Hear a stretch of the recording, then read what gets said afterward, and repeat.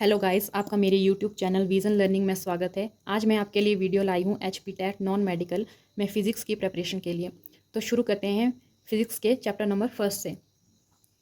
Fundamental forces in nature. हमारे पास nature में 4 fundamental forces होती हैं। पहली है ग्रेविटेशनल फोर्स, दूसरी है इलेक्ट्रोमैग्नेटिक फोर्स और थर्ड है strong nuclear force and fourth है वीक न्यूक्लियर फोर्स। पहली हमारे पास है ग्रेविटेशनल फोर्स। ग्रेविटेशनल फोर्स हमारे पास दो बॉडी के बीच में लगती है जिसका मास m1 और m2 होता है।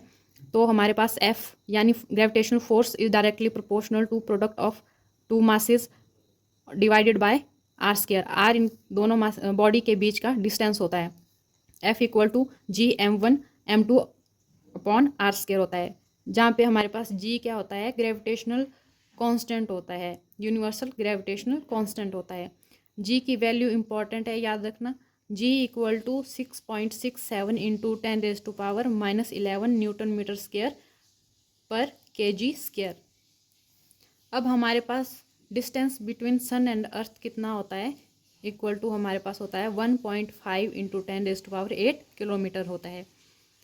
Electromagnetic force. इलेक्ट्रोमैग्नेटिक फोर्स क्या होती है, चार्जेस के बीच में लगती है। हमारे पास Q1 एक चार्ज है और Q2 दूसरा चार्ज होता है।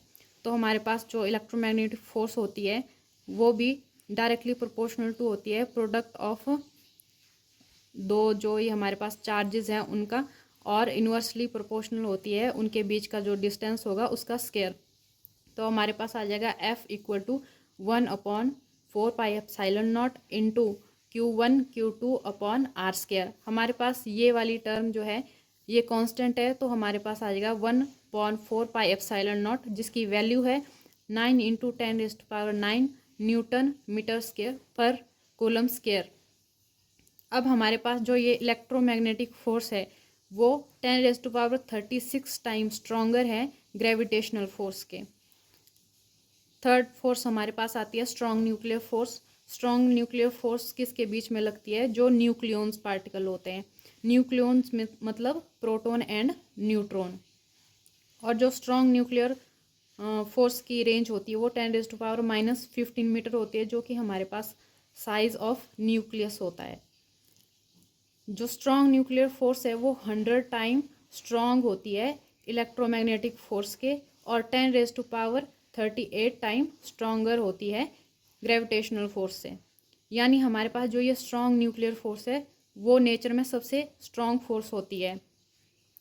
फोर्थ फोर्स हमारे पास है वीक न्यूक्लियर फोर्स, जो कि हमारे between elementary particle emitted during radioactive decay. जब रेडियो एक्टिव डीके होता है तब जो पार्टिकल एमिट होते हैं उनके बीच में जो फोर्स लगती है वो हमारे पास वीक न्यूक्लियर फोर्स है, जिसकी रेंज हमारे पास है 10⁻⁻18 मीटर।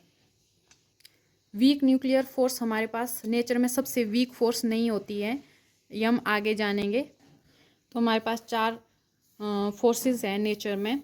स्ट्रॉन्ग न्यूक्लियर फोर्स सबसे स्ट्रॉन्ग फोर्स होती है नेचर में। उसके बाद हमारे पास इलेक्ट्रोमैग्नेटिक फोर्स आती है। उससे कम जो फोर्स स्ट्रॉन्ग फोर्स होती है वो वीक न्यूक्लियर फोर्स होती है, और सबसे लेस जो स्ट्रॉन्ग फोर्स होती है वो होती है ग्रेविटेशनल फोर्स। इसमें हम जानेंगे जो वीक फोर्स है, सिर्फ वीक नाम से आप ये नहीं कह सकते कि जो सबसे वीक फोर्स है नेचर में वो न्यूक्लियर फोर्स है।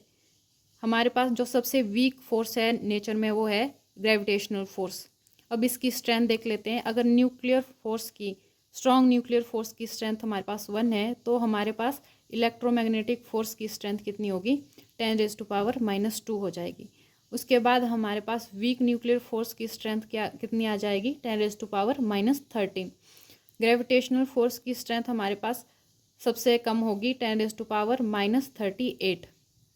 अब इनकी रेंज देख लेते हैं कि ये कितनी रेंज तक एक्ट करती हैं। 10⁻⁻15 मीटर तक strong nuclear force. Infinite electromagnetic force की रेंज है। 10⁻⁻18 मीटर वीक न्यूक्लियर फोर्स की रेंज है, और इनफाइनाइट ग्रेविटेशनल फोर्स की रेंज है। इसके अलावा हम कुछ बेसिक जो क्वेश्चन आते हैं टेट में वो पढ़ लेते हैं। स्पीड ऑफ लाइट जो कि c से डिनोट करते हैं वो हमारे पास होती है 3 × 10⁸ मीटर पर सेकंड। फिर न्यूट्रॉन की खोज हमारे पास किसने करी है, चैडविक ने करी है। इलेक्ट्रॉन की खोज जे थॉमसन ने करी है। थ्योरी ऑफ रिलेटिविटी आइंस्टाइन ने दी है। Wave theory of light vision ने दी है। तो मिलेंगे नेक्स्ट वीडियो में।